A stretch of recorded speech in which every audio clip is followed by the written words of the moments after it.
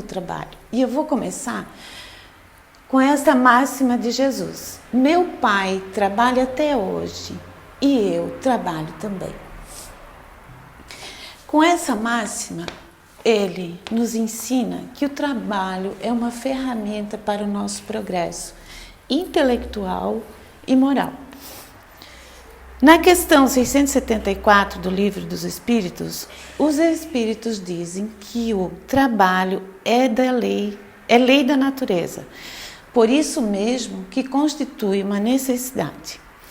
E se nós observarmos o mundo ao nosso redor, em tudo há o trabalho, em tudo há o movimento, em tudo e em toda parte onde pulsa a vida, a lei do trabalho produz e comanda as realizações. No universo, pelo pouco que a gente consegue ver, pelo pouco que a gente sabe que ao dia, à noite, as estações que mudam, os planetas que seguem sempre pela mesma órbita, a gente percebe que há uma coordenação. E se há uma coordenação, há um trabalho. Na natureza, o trabalho é constante. No reino animal, quando a gente vê um filhote, uma gatinha, uma cachorrinha, cuidando do seu filhote, alimentando, protegendo, higienizando, a gente vê que ali é o trabalho, mesmo eles sendo irracionais. Quando a gente vê um passarinho que cuida, que cria o seu ninho com tanto esmero para receber os seus filhotes, ali nós vimos que também há trabalho. E no reino vegetal, até as plantas presas pelas raízes, não podendo se movimentar, elas trabalham para produzir o seu alimento pela fotossíntese. E se a gente pensar no nosso organismo? O nosso organismo é um universo que nós nem precisamos comandar para que ele funcione. O nosso coração bombeia sem a nossa ordem. O nosso pulmão faz as trocas dos gases sem que a gente precise ordenar. E os milhões de células que nós temos pelo corpo, que produzem a proteína, que cuidam da segurança do nosso organismo constantemente. Tudo isso sem a necessidade da nossa vontade. E por isso, no plano material, o trabalho é tão necessário para o nosso progresso espiritual. Deus também nos deu o trabalho. Deus, na sua inteligência e justiça perfeitas, permite que o homem cresça por seus esforços. Assim, desde o primitivismo até a inteligência mais avançada entre os homens, é o trabalho que se dispõe para realizar o progresso moral e material. No capítulo 25 do Evangelho segundo o Espiritismo, Buscai e Achareis, podemos entender que a lei do trabalho precede a lei do progresso, porquanto o progresso é filho do trabalho. E é o trabalho que põe em ação as forças da inteligência. Nos tempos primitivos, o homem utilizou a inteligência para atender às necessidades básicas, como obter alimentos, se proteger. Porém, diferente dos animais, o homem deu ao homem o constante desejo do melhor. E esse desejo o leva a procurar meios de melhorar a sua posição. Pois, desde que o homem está na Terra, ele conseguiu melhorar a sua permanência física e vem melhorando cada vez mais. As necessidades do corpo sucedem às do espírito, porque depois do alimento material, o homem sentiu necessidade do alimento espiritual. E assim o homem passou da selvageria à civilização. Se Deus houvesse isentado o homem do trabalho do corpo, os seus membros teriam se atrofiado. E se ele houvesse isentado o trabalho da inteligência, nós permaneceríamos na infância, no instinto animal. Por isso é que Deus, em sua bondade, fez do trabalho uma necessidade para nós. Além disso, Deus permitiu que nós possamos ter o mérito das nossas obras e que sejamos recompensados de acordo com o que fizermos. Que mérito teria o homem se os espíritos entregassem para nós todas as invenções, que cada vez, conforme a nossa evolução, mais invenções são necessárias e modernidades? Que mérito teria o homem se os espíritos nos entregassem de pronto todas as invenções só para que nós fizéssemos uso dela? Além de estagnarmos, não teríamos o mérito do trabalho, das pesquisas e do estudo do assunto. E muito provavelmente nós acharíamos pouco e colocaríamos defeito nessas invenções. Bem como seria contra a lei da justiça de Deus. Porque sem o mérito do trabalho, os preguiçosos poderiam enriquecer e os inteligentes os ignorantes poderiam tornar-se sábios sem o esforço do trabalho. Não haveria a justiça de Deus. Como tudo evolui no universo, o trabalho também evolui.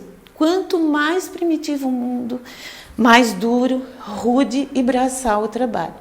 Quanto mais evoluído, mais mental. A gente sabe que os planos mais desenvolvidos, o trabalho é exercido mais pela vontade e pelo pensamento, diferente do que no plano primitivo ou até mesmo nosso, que ainda é de provas e expiações.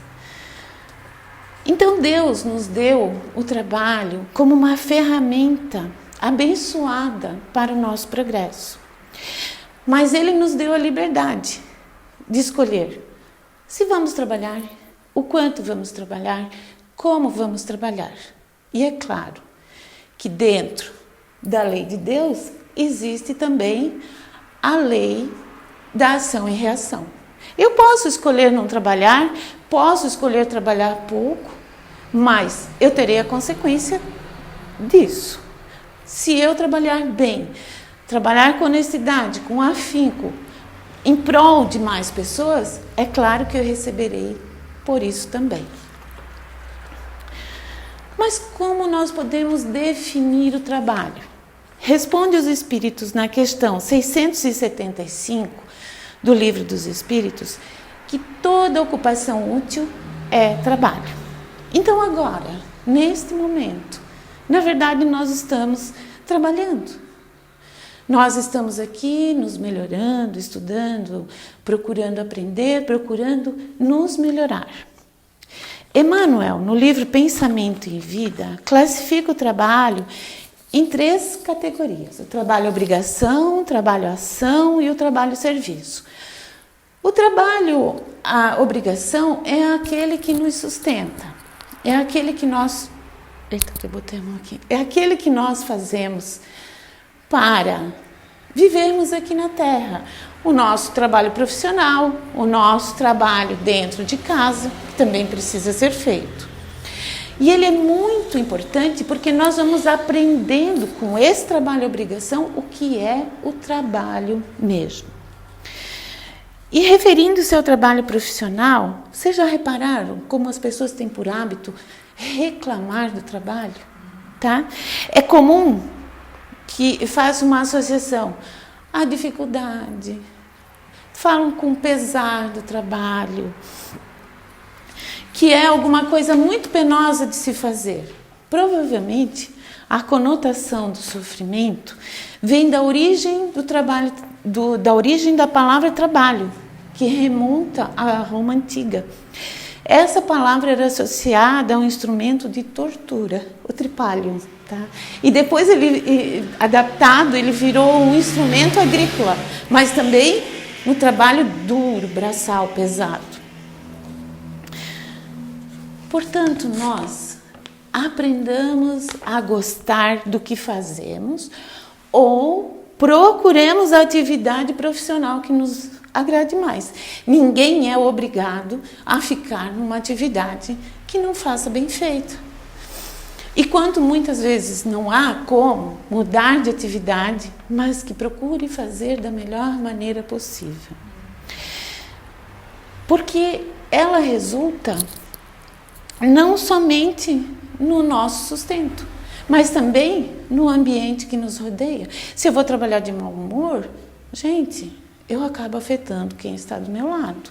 Às vezes, uma pessoa, se eu atendo num trabalho de atendimento ao público, eu chego de mau humor, o que eu vou causar na pessoa que vai buscar? Eu, como professora, vou dizer para vocês que o nosso meio é muito comum, as reclamações, ai, quero me aposentar, ai, quero férias, ai, quero isso. E, na verdade, a nossa profissão é uma das mais lindas que Deus permitiu na Terra. Apesar da dificuldade, olha o que nós temos na mão, a ferramenta que a gente tem na mão. E isso em várias profissões. Quando fazemos o que gostamos, nós vivemos mais felizes. E o mais importante é nós ensinarmos para os jovens, para as crianças, que trabalhar é bom, que trabalhar é muito bom. Porque o jovem e a criança, ele já vem ouvindo isso, ai, tenho que trabalhar de novo, ai, não sei. O que ele vai já de pequeno imaginando? Que o trabalho é um fardo, que o trabalho é um horror, que o trabalho bom é aquele trabalho que me paga muito? Será que um trabalho bom é só aquele que te paga muito? E sempre que esse trabalho aqui, ele se refere ao trabalho que tem a remuneração, né? E se eu só pensar nesse trabalho aqui como trabalho para ser remunerado, eu já estou ganhando o meu pagamento quando eu recebo o contra-cheque.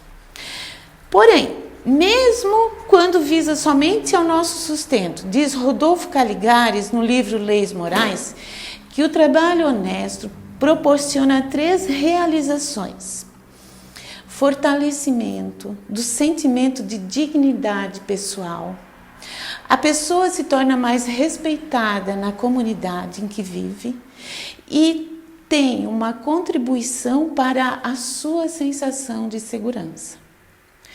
O trabalho-ação é aquele que transforma o ambiente, que não é realizado somente com o objetivo de remuneração.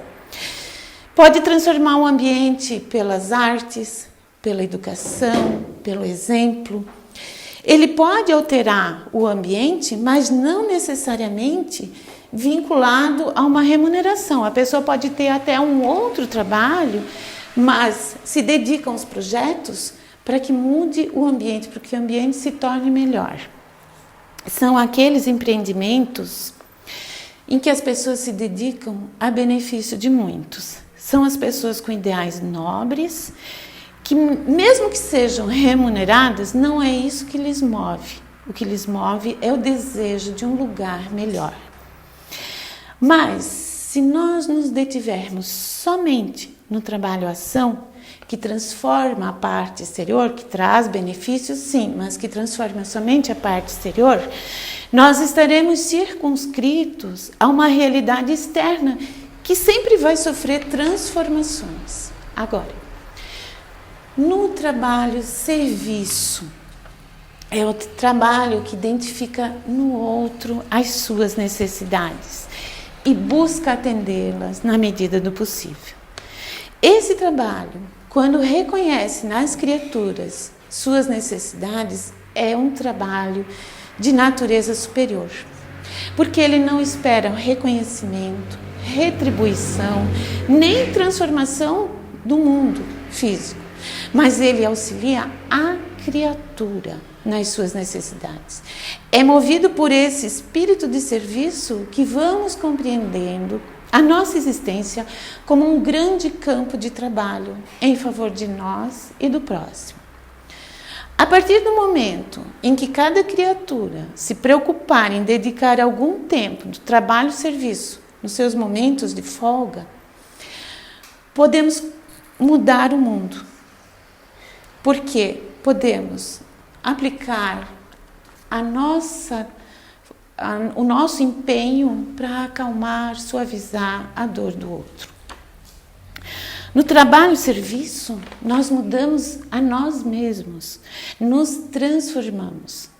É por isso que vemos uma energia diferente naqueles grandes benfeitores da humanidade, como por exemplo Gandhi. Ele realizou as transformações externas pela não violência, né? Ele ensinou ao povo, mas foi a partir do momento daquilo que ele passou a ser, é que ele conseguiu atingir o próximo. E aqueles que estavam ali conseguiram compreender e se modificar, entendendo o porquê da não violência. Portanto, nunca reclamemos do trabalho que a vida nos ofereça.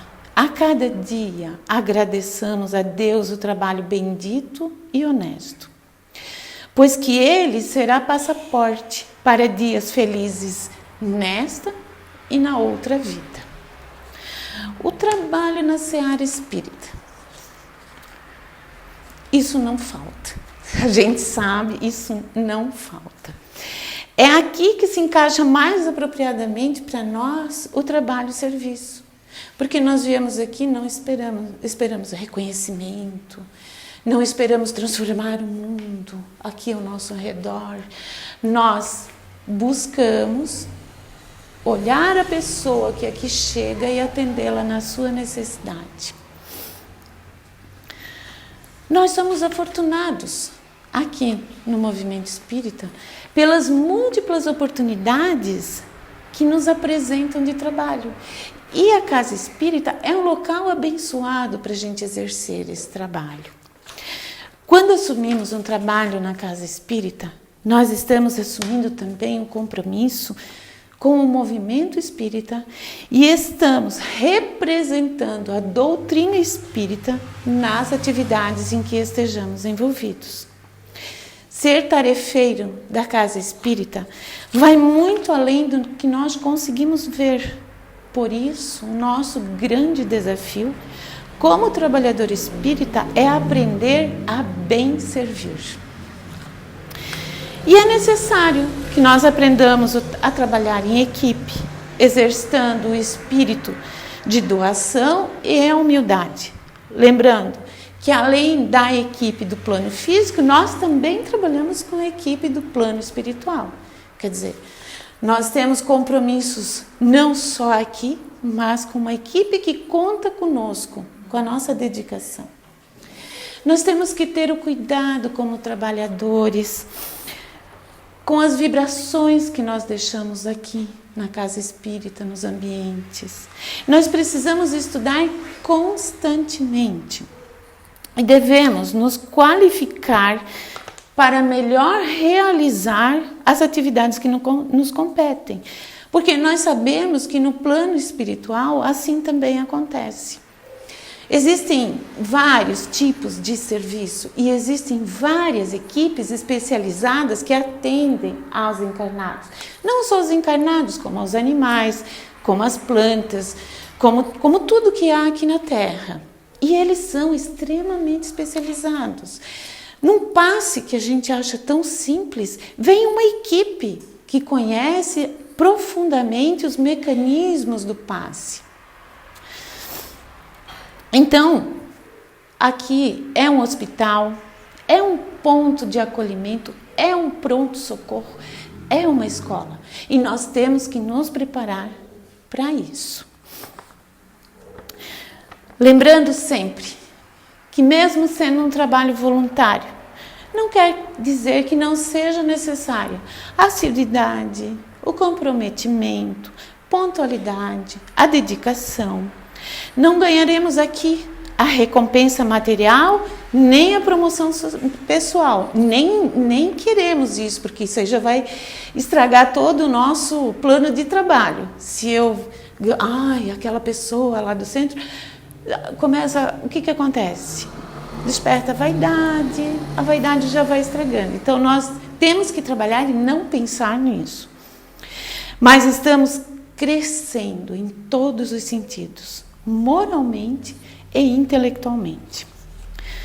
Lembrando que a casa espírita é um farol para os perdidos e desamparados, principalmente do plano espiritual. E devemos sempre lembrar que mesmo quando estamos aqui, somente no estudo, que nós estamos realizando estudo para o nosso aprendizado, para o nosso benefício, para a nossa melhoria, ali nós também já estamos oportunizando um estudo para os nossos amigos do plano espiritual. E além disso, para o trabalho, para o nosso crescimento moral através do estudo, nós também possibilitamos, até com os nossos pensamentos, o crescimento moral daqueles que aqui vêm.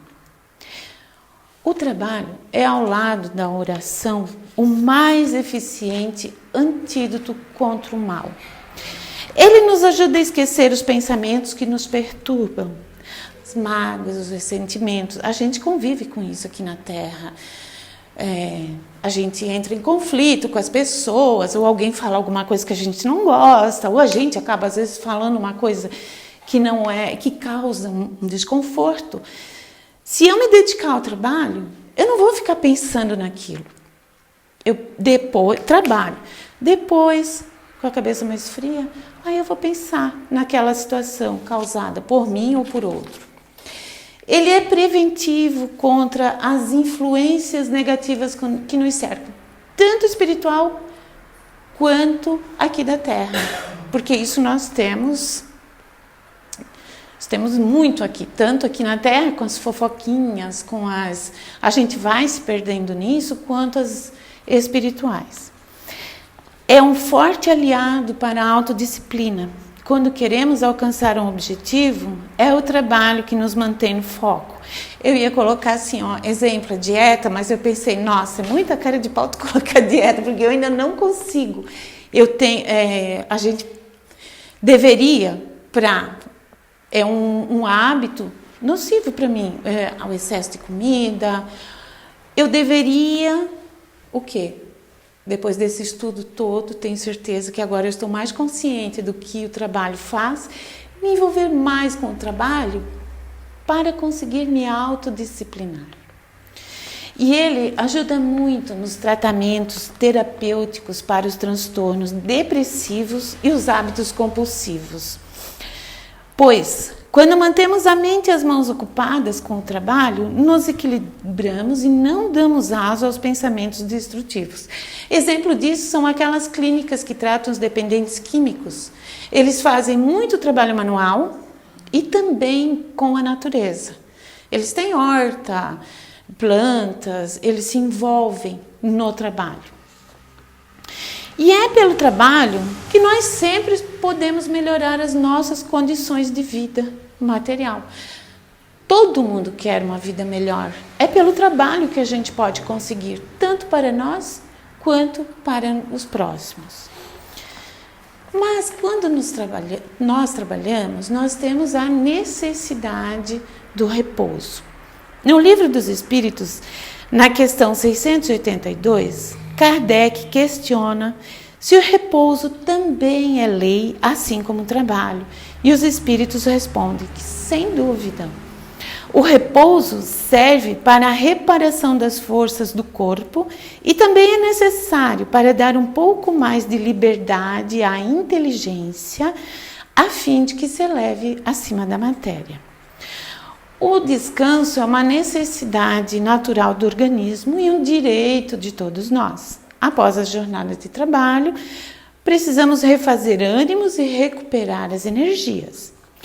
Todas as vezes que nós trabalhamos em excesso durante algum tempo, uma vez só, não vai ocorrer nenhum problema, mas de quando em quando vou trabalhando em excesso, o nosso organismo vai se ressentindo com isso.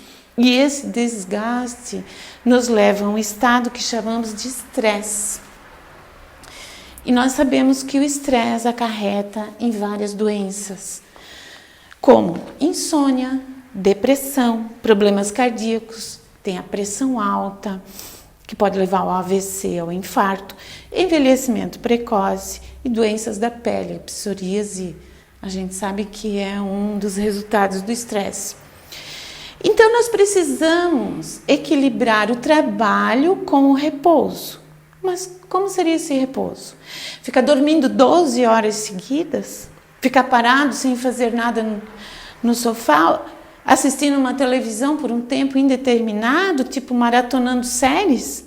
Ou cair na festa para esquecer as dificuldades? E isso não é o repouso referido pelos espíritos, mas sim o excesso de ociosidade. E nós temos que cuidar para que o nosso repouso não vire preguiça. Segundo Joana de Ângeles, no livro Leis Morais da Vida, o momento perigoso para o cristão decidido é o do ócio, não o do sofrimento, nem o da luta áspera. Na ociosidade surge e cresce o mal. Na dor e na tarefa fulguram a luz da oração e a chama da fé.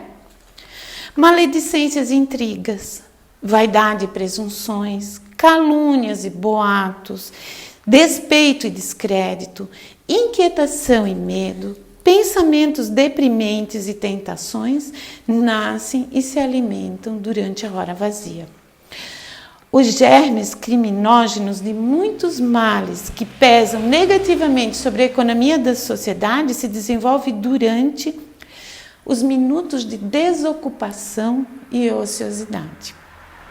Então, o ócio e o tempo descomprometido servem como oportunidades para os desajustes da nossa intimidade ganharem corpo ao longo das horas vazias. Jamais nos permitamos o descanso em excesso, fazendo como aqueles que se iludem com os objetivos da vida, imaginando-se num parque de diversões, ou ainda aqueles que dizem que vêm à Terra a passeio, que a minha vida é um passeio. A gente sabe que não. O lazer que nós precisamos, sim, é esse descanso proposto pela lei de Deus. Descansar mudando de atividade, não parar definitivamente para descansar o corpo.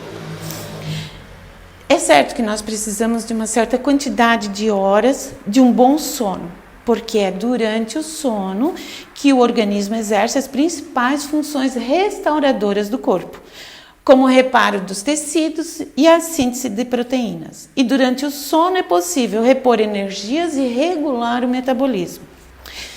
Em uma das fases dos sonos, isso aqui eu explico sempre para os meus alunos, existe um momento em que o cérebro irá processar as informações que obtivermos durante o dia. E aquelas que ele considerar mais importantes, ou seja, aquela que nós dermos mais foco, tá? Ele vai, nesse momento do sono, filtrar e armazenar aquilo que ele considera importante. Então, imagina, se uma pessoa que não dorme, ela não vai conseguir, ela vai ficar totalmente estressada, pode até enlouquecer, porque ela precisa dessa pausa do seu organismo e do cérebro. E uma maneira de descansar a mente é mudando de atividade, procurando alguma coisa que alivie a carga do estresse. Isso aí é de cada um, né? Uma boa leitura, um filme, uma série, sem maratonar, né? A prática de um esporte, caminhadas, mudança de ambiente, mudança de ares, isso aí é de cada um. E um outro exercício que nos auxilia muito, que nós praticamente não temos esse hábito, é o da meditação. Quando nós começarmos a meditar todos os dias, nós vamos acalmar a nossa mente, o nosso espírito e tudo fica mais ordenado em nossa vida. Durante o sono, quando os espíritos dizem que este é necessário para dar um pouco de liberdade e inteligência a fim de que se eleve acima da matéria, nós sabemos que enquanto o corpo repousa e se refaz, o espírito busca aquilo que lhe compraz. É quando acontece a emancipação da alma. Então, nós podemos entender que durante o repouso do corpo, o espírito pode também buscar o conhecimento, aprimoramento, o auxílio para o seu progresso e encontro com os amigos e familiares no plano espiritual. Por fim, qual é o limite do trabalho? É o limite das forças. E isso deixa Deus a nosso critério. Quanto mais nos conhecermos, mais saberemos o limite do trabalho e o limite do repouso. Muitas pessoas aguardam ansiosamente pela aposentadoria, que é realmente um direito para todos nós. Porém, não como muitas pessoas sonham em ficar, descansando e aproveitando a vida. Gente, será que é isso mesmo que nós vamos esperar para a reta final da nossa vida aqui no plano material, com tanto aprendizado, descansar e ficar sem fazer nada, na ociosidade? Rodolfo Caligares, que eu já citei antes, ele diz que muitos dos que se aposentam em pleno gozo de suas forças físicas e mentais caem no estado depressivo, tornando-se desassossegados, irritadiços ou até hipocondríacos. E tem aqueles que caem numa depressão terrível, que eu conheço casos assim, que nem se recuperam mais. Mesmo não exercendo mais nenhuma atividade profissional, nós não podemos parar de trabalhar, estacionar, ficar nas costas dos outros, virar um peso para os outros. Sempre, dentro das nossas possibilidades, devemos acrescentar ao mundo algo de útil. Aí eu lembrei da planta, né? Presa ali, sem poder se mexer. Ela faz tanto pela natureza. Gostaria de deixar alguns exemplos aqui de pessoas que trabalharam até o limite de suas forças, independente da idade. Benjamin Franklin tinha 81 anos quando foi chamado a colaborar na elaboração da Carta Magna dos Estados Unidos. Goethe acabou de escrever Fausto, a sua obra mais famosa, também com 81 anos. Miguel Ângelo, o fabuloso artista italiano que, aos 89 anos, ainda continuava produzindo obras de arte. O Marechal Rondon, sertanista brasileiro e um dos grandes benfeitores da humanidade, falecido em 1958, aos 92 anos de idade, ele trabalhou intensamente até a decrepitude, malgrado a rudeza do meio em que passou. Imagina, sertanista, que passou quase a totalidade da sua existência. E o Divaldo Franco, que mesmo depois dos 90 anos, se vocês virem a agenda, eu até procurei, porque um dia o Murilo, do Fé Cristo, me mostrou a agenda de um dia do Divaldo. Gente, eu fiquei envergonhada, porque incansável aquele homem, ele já tinha passado dos 80 fazia tempo. Aí agora, ontem eu fui no Google procurar a agenda dele, e encontrei a agenda assim, semanal. Nossa, gente, é palestra, trabalho todos os dias, todos os dias, todos os dias. E olha a idade que ele já está. E assim até gostaria de lembrar minha sogra, capaz que ela até esteja por aqui hoje, que minha sogra trabalhou no balcão até os 80 anos. E trabalhou bem, e trabalhou com amor, com alegria, e foi um exemplo. Ela só parou de trabalhar por conta da doença. Assim, encaremos o trabalho como oportunidade e bênção em todos os contextos, tanto para o nosso sustento como para a melhoria do ambiente que vivemos. Façamos o trabalho como atividade útil um hábito e procuremos mostrar aos jovens e crianças que é o trabalho que muda a situação para melhor. Eu quero encerrar a palestra com um texto de Joana de Ângeles que eu achei assim bem pertinente ao tema. Os santos, os cientistas e heróis não nasceram concluídos. Fizeram-se através de infatigável trabalho com que se lapidaram. As arestas, superando-se até poderem esculpir no imo d'alma a destinação gloriosa de todos nós. Ninguém que se encontra em regime especial ou condição de privilegiado eximindo seu trabalho. A luta é lugar comum para nós, espíritos imperfeitos que reconhecemos ser. Mediante o trabalho, fomenta-se a grandeza do mundo e estabelecem-se as condições de harmonia e paz entre as criaturas humanas. Regiões insalubres, vales tristes e ermos, pântanos letais, desertos sáfaros aguardam a ação do trabalho, com que se converterão em celeiros de bênção e oásis de paz. Trabalha, e trabalha sempre, renovando-te sem cessar. Jesus, o excelso trabalhador, continua até hoje laborando a nosso benefício e aguardando que a nosso turno façamos o mesmo a benefício próprio e do mundo.